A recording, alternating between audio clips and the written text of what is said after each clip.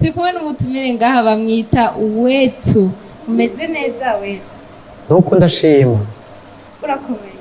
Yego. Turaguhaye ikaze muri BTV. Murakoze kumpa ikaze. Ndamutse abakunzi bacu. Namwe muheza gigwe nuko Imana ibahe ibyishimo byinshi. Ku muntu ariko aradukurikirana WETU atazi ati uyu muntu ni nyabaki, numva ngo WETU gusa bashobora kubibwira bakumenye iyi style yawe hari abantu batayitanga. Nitwa Charité d'amour de Kodane Jean Confida. Nkaba ndomwe mu guharuka rw'imvukira y'Ujombo. Hama nkaba Charité yize lycée de lac Tanganyika ahereza. Hama akaba ari umwe mu batwara ikigo WETU Campus. Nibagiye kubabwira ko WETU yamenye Imana. WETU yaramenye Imana. Yeah. WETU abantu bariko barakuraba unyavuga ati none rya muntu ni nyabaki kubera iki yambara kujya. WETU asanzwe ari umukomedi aratwenza abantu. Sivyo none? Nuko urabitowe. Kwenza rero. Wahejeje gutwe? Sindatwe. Twenza basi umukunzi ariko aradukurikirana. Bakunzi. Reka kwanza maze ndabaramutse.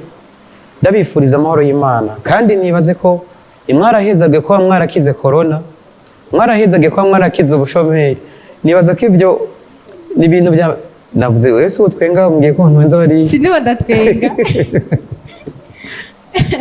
Reka ndabireka gutwenga cyane. Tukajye ka video turiko turakara turabona nko umuririmbyi Alvin Smith asanzwe ari muri team WETU cyane. Oya nuko avyumvamo nuko yumvamo gukina donc katuba hafi nk'umukinyi w'amasinema umuririmbyi. Ego. None turavye ibikorwa vyawe ugenda ukora bitandukanye turabona urakina amafilme wigana Yesu ni muri wewe uba wumva nyene yuko uri kurigana Yesu ari amahoro atangorane niyo. Jewe ibyanje narabiherewe umugisha n'Imana. Imana yarampaye uburenganzira bwo gukora n'abenshi bavuga ngo nguma nigira Yesu narabaje ati none se nigize shetani naho ubwo byo babiryosha. Impamvu nambara ino style kandi bimbajije sinanabahaye umuco nuko nasomye ahantu ngo tugire mu makanda yiwe aho yahonyoje ikirenge tuhahonyore. Burya rero nanje nahisemwo gufata rirya jambo ndarishaka kumuzirikanya naco gituma rero mbona ameze gutyo. Unyukije ivyo cenda ba style ni sandali zose nizo yambaye. WETU impano ufise iyo ngabirano ufise warayivukanye canke n'ibintu wize canke waryamye uravyuka uvyisangamo? Ni impano indi mu maraso. Ni impano yampaye nyene. Iyo uri kurabikora WETU nihe ntumbero uba ushaka gushika ko ku bantu uri kurabikorera? Iyo ndiko ndabikora mba ngomba gutanga bwa butumwa bwo kugoroka ku Uwiteka. Benshi hari abantu benshi nkitangura edaye kamaze sabe kigonge mbere kwanza kwino TV nyene ya BTV. Mbabariye cyane imbere nkitangura benshi byarababaje ko yanatanguranye style yo kuvuga ngo genda mwamakaye imbago nkora ku bisusu by'abadada ariko ntanubwo ndabigambirije ko nkitangura natangoye ndakora video mbona ntiba followinga ntibaryoherwa ndavuga ati ninakora ibintu by'ubisazi abantu benshi bazontera commentaire bamaze kumenya kino ngasubiye mu style kugororoka kugira ngo bigende neza ndasabye kigongo rero none tsitaje zina mufana wanje wose nutari umufana nguko biri kose muri abafana b'Imana. Mbega WETU abo musanzwe mukorana nabo mukora gute bigenda gute birakorohera niko kazi kawe karagutunze bimeze gute? Bon tubwe karadutunze kuko tuba muri company nyene ya WETU Campus. Muri make twebwe dufungura iyi style yacu tukabakora ino style yacu. Bivuze ngo ibi bintu byinshi dukora biranatugaburira bikadutuma tumenyekana gushika kure donc ugasanga iyangabire yacu nibyo ko turafungura. Uravuze yuko aka kazi dukora karadutunze hari abantu bariko baradukurikirana n'umunsi wavuze ko ni impano wavukanye mugabo burya umuntu wese afise ico yahawe n'Imana si impano Imana yamuhaye. Hari abantu no musi bicaye mugabo no musi kaburi kurakora akazi karagutunze ni giki uhamagarira abantu bariko baradukurikirana cyane cyane abajene babandi tuvuga ngo nabashomeye? Je nkunda kubwira ubwaruka burya akazi kica uwicaye reba dushema ifo dukore kugira ngo ejo bize bigende neza kuko na jewe ibyo nigiye si byo ndiko ndakora ubu kandi ibyo ndingiye sinisho neza ko uburyo hajya WETU yigiye iki nigira iki uvuze ati byo wigiye si byo kurakora wigiye oya janize no moriterere au lycée de la Tanganyika okay urumva sinakugumana navugira amafaranga byaca bitogora ego wetu ibikorwa byawe ubikora mu buryo bumeze gute mbe hari bitera muhoro ugira bahora bagutumira ukagenda mu masho bigenda gute ego kera sinahora nkora show bivanye n'uburongozi kwa d'office ariko gusa twaje kubyimvikana ko ntango gukora ama conseil ntango kuboneka imbere y'abantu rero nco gituma nagensabe office ka job akandungikire kuko naje haraba muri no minsi twibukanya ko ubunsigaye mfise urusha bwo gukora ama featuring n'abandi baririmbyi abandi bakomeze wetasanzwe ari umuririmbyi sometimes ndaririmba hari indirimbo ushobora kumaze gusohora yo itwa mwihane ni indirimbo twakwanye je Pipiro na Potesho ariko nta masanamu ifise nta masanamu tuko turayakora donc twahe shoot hari n'indi ndiko ndategura yo bumvise Pipiro Potesho abona bana Pipiro Potesho nibo babatumwa banje bamwe bawita umugabo bamwe ba Yesu bamwe bivyano abakunda kugira ama remix aya nibo ndiko ndavuga acha kugira akajambo ubwiye abakonzi bacu ndetse n'abariko baragukurikirana ico wifuza umwanya ni gwawe nagire nsabe akajambo kamwe ku barundi ibene data abarundi ndiko ndavuga ku bantu bamwe bagira ama society raba ko muze muradukomera karaka kweri kuko naho nyene haraba hariho abantu tuba dusanga bafashe ibidandazwa byabo ugasanga bafashe amafoto yavuye muri Kenya za Amerika zande mugabo twebwe mudushize hajya ahantu biradufasha kugira publicité nako tukaronka ico twimarira mutibagira wetu n'umuntu nyene n'ukuri agorose tangorana atansinga afise ntansinga afise meze neza cyane hajya ahantu mushira abandi abo mu bindi bihugu hadushire aya ma publicité mugenda muragirira izindi zantu ze nako twashaka gukora publicité ikoroha mukaza madufata mu mugongo na cyane mwebwe muri mu nzego zo hejuru batuvuga ati no musi banaka reka nako tubahamagare dukinanda kwa no umuntu amamagara kampa impanuro ati reka twicare bigende gutya abafana namwe mugume mubandanye mudufollow kuri page yacu ya WETU online TV hamwe na Facebook ya WETU online TV kandi na WETU comedy hari ibisheshere byinshi ko turabategurira mubandanye muraba ya ndirimbo mwihane kabisa mwihane WETU turagushimiye cyane mugabo imbere yuko turangiza WETU hari amajambo tukumenyereye ko umuntu akubwiye ati WETU ni sawa gwego ndashima Imana n'abantu bakeye WETU kanje kajambo ubushaza ukavuga gute antuka nta ntitubimenyereye hari umuntu avuga ati ego ndashima Imana n'abantu bakeye kubera iki ukavuga kajya kajambo kubera ndatinya kuberisha Imana nihaba Imana navuze ngo ndashima abantu bose hariho n'abantu bameze nk'ibi donc none ni bakeyi gusumbya budashima ndashima Imana n'abantu basi bakeya uko abantu bari ngaha kwisi ni benshi urumva rero ndashima babarundi bamwe none nk'umuntu tugira subscribe kuri WETU online TV none ngo numushimira hari n'undi rero ukuvuga utabikora oya nanjye ndamushimira ko nakaraba gusa mugabo muri make nuko nyenda ndashima Imana n'abantu bakeya WETU hariho n'akandi kajambo mukunda kuvuga ngo wowe rutwe hajya naho ushatse kuvuga muri make rutwe nakaterume kibanje kanjyohera kubera abantu bose mbabona ko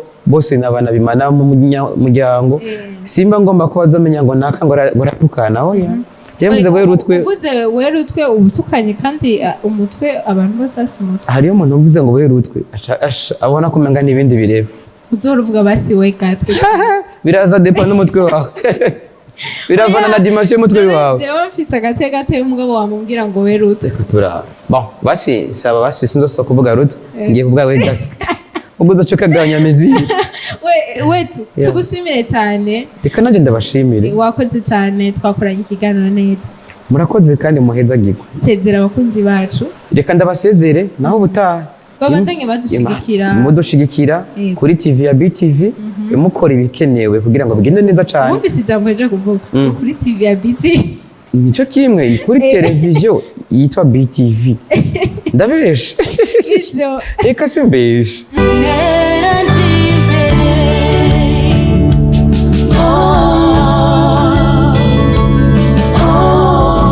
imbo ya Divine Lights umutumire wacu no munsi nyuma ya WETU pamoja na makomedia Yesu tukumwe na Divine ni sawa meze neza Yesu ashimwe amen. Indirimbo ni gwawe ni indirimbo ya kangahe mu ndirimbo zawe? Indirimbo shitse hanze ni ya mbere ni indirimbo watanguriye siko watanguriye ryari kuririmba ka uno munsi? Bon ndirimba ndatanguye vuba baza kwitwa kitirahira gusa nakuvye ko nakuze ndabikunda cyane. Okay. Watangiye kuririmba muri Sunday school nko kujya tumva abandi bose baririmba za gospel of WETU. Natangiye muri Sunday school, ndagenda muri chorale y'abajene, ndagenda muri chorale centrale, ndagenda muri chorale sinzi. Oya, jena hiri muri chorale. Shingiro musengeramo muri ndunguriza yo gushika mushingiro cya Holy Center. Senja mu mwiza cyane wa Holy Sound none gende vuri wanda bimenya. No uracyari muri Holy Center? Yego, ndiga muri Holy Sound. Okay. Indirimbo ni indirimbo yiwa watangiye kurimba carrière solo siko. Uraririmba muri eglise anywa ukaririmba nawe ku giti cyawe. Yego. Ni giti cyatumye utangura kurimba uti ndaje nashobora kuririmba indirimbo yiwanje. Ari kumwe n'abandi. Ni ngabire nasanganye bivuga ngo nashatse kurekura ibyo numva muri jewe. Ndabona uravuza na gitara. Mu ndirimbo maze gukora ni audio video imwe siko ariko kandi ariyo andi ma video maze gukora. Iyo ndirimbo ya mbere. Urafise n'indi migambi kumbure ninde yayikoze iyo ndirimbo? Wayikoze audio itwa Avisene. Hanyuma video ni mezo itwa Win Media. Ego washaka kutuvugiza gitara ukandi karirimbo koko se wifuza atari aka karirimbo ariko uraza kutuvugiriza ku karirimbo kiwawe mu mpera ya kino kiganiro.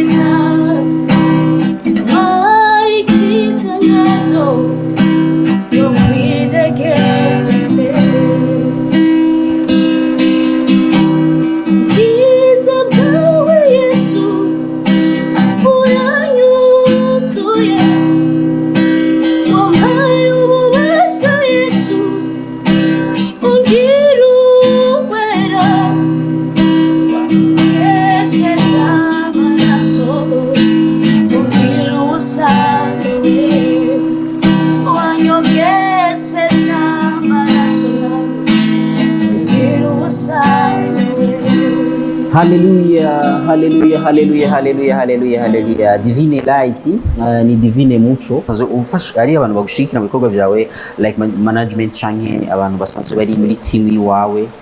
Bon, namwe mashigikira usibye ko ishengero usanzwe horeramo. Nishigikira ubwa mbere. Yego. Twifashije n'umuvyeyi wacu Apotre Jean Paul. Yabo uburyo bwa studio, video, byose ni Apotre canke uri sopa. Oya disopa hamana bakashigikira. Urashobora kubabwira gatoyi ubutumwa buri muri iyo ndirimbo abariko baradukurikirana? Indirimbo amajambo ayirimwo uvuga ngo kure niho je wamvanye ngo ubu niho wangobotwe. Umwasi yagira ngo birarangiye Yesu nawe uvuga ngo biratambuye nje kubwawe bamahuru. Aho wamvanye naho njana namwe bisaniye. Yego. Ndazi yuko njana kure inzira isubira inyuma ntayihari neranje imbere. So ndibaza ko ayo majambo aratahurize umuntu wese ashobora kuyirabisha ko kuko twese turafise kure twaje tuva. Yego. Ushobora kubona nerekanye ibyo kwa muganga nagwaye nkagera kure ariko hariho n'undi ashobora kuba yari kure mu bukene canke mu bintu kanaka ariko Imana ikamukurayo haduha ivyizigiro cyane kwizera ko tuja kure cyane kandi hadasa naho twaje tuva kandi tukagerageza kuzibira inzira isubira inyuma tugatera tuje imbere cyane yego bose ndabifurije gutera muje imbere cyane gose. Urakoze cyane, ni indirimbo ifise amajambo meza, amajambo ubutumwa bukomeye cyane. Ni Divine Lights, umuririmbyi akiri mushasha, mwavyumvise yuko indirimbo yiwe ya mbere akasaba yuko mumushigikire muri ico gikorwa ciwe, mukaja kuri YouTube channel yiwe yitwa Ni nziza Divine Lights. Ni nziza Divine Lights, amwe na Facebook, Instagram bazikoresha. Ego. Nazo nyine nuko nyine. Page ya Facebook ni nziza Divine officiel. Umuririmbyikazi Divine Lights siko. Ego. Ari baneza gose Divine kuhaje uri baneza cyane. Ego, ikiganiro cyacu reko kirarangira, urashobora kuba ufise ubutumwa wisangije ushaka gushikiriza abakunzi bawe nabo ushaka ko bagushigikira mu bikorwa byawe. Numva bakishikiriza baradukurikira iyo message iri mu ndirimbo yerekeye umuntu wese. Yego, ni ikintu kivuga ko ari wese akivuze kandi nifuza ko umuntu wese yobona iyi message y'ino ndirimbo yoteraje imbere mu bintu byose ariko arakora, akihasira ko inzira isubira imatayo, akagira ibyo byizigiro ko ateraje imbere cyane kandi inzira isubira imatayo hari kuri aho onye byo mufasha kubandanya no byo ariko arakora, akizera neza ko aho twavuye niyo tuja atawusaniye. So rero umuntu wese ariko aradukurikira biciye iyo ndirimbo ndakwifuje gutera uje imbere mu bintu byose bikwerekeye no mu migambi yawe. Ari igikorwa gishasha kigira gisohoke vuba canke urindiriye yuko kino gikorwa gishikira benshi kugira ngo ushobore kindi gikorwa? Ego, uko nyine ndindiriye kugira ngo iyo message baze ishikire benshi bashoboka, ama mu nyuma nditeguye kuca ngaruka kandi. Divine Lights turagushimiye kubona washoboye kumutumire wacu no munsi mu kiganiro B News. Turagushimiye. Ikindi gihe ndibaza ni wakora ikindi gikorwa gishasha nitwagutumira ngaha uzobanguka siko? Ego. Sherisa, ndagushimiye nawe nyine kubona nashoboye gukorana nawe, ukaba wambaye rouge nanjye nambaye noir. Wowe wambaye noir nari nambaye rouge, ni sawa, rouge na noir birajyanye. Ego, kandi nta bintu byo kwambara ibintu bisa mugabo twajanishije. Reka nawe ndagushimire cyane Hafa, nongera ashimira na Divine, aririmba neza cyane no gumenga aracafise udusoni mugabo urashoboye, uririmba neza cyane kuhaje. Je nabonye umenga udusoni Oya, ni kubera yatinye wewe niyo yaje avuye mu masengesho, urumva arashafise ubwiza. Usanga yatinye wewe Hafa, ariko Divine turaguteye intege, karibu n'undi munsi ngaha muri BTV, twaryohewe kubana nawe, gukorana nawe, nize ko vuba uzoza utuzana ikindi gikorwa gishasha. Ego, dushimire abakunzi bacu ba BTV aho bari hose, yaba mu gisagara cya Bujumbura no mu ntara zitandukanye z'igihugu. Bye bye. No musina kadoda guha nzoguha next week. Nta kibazo.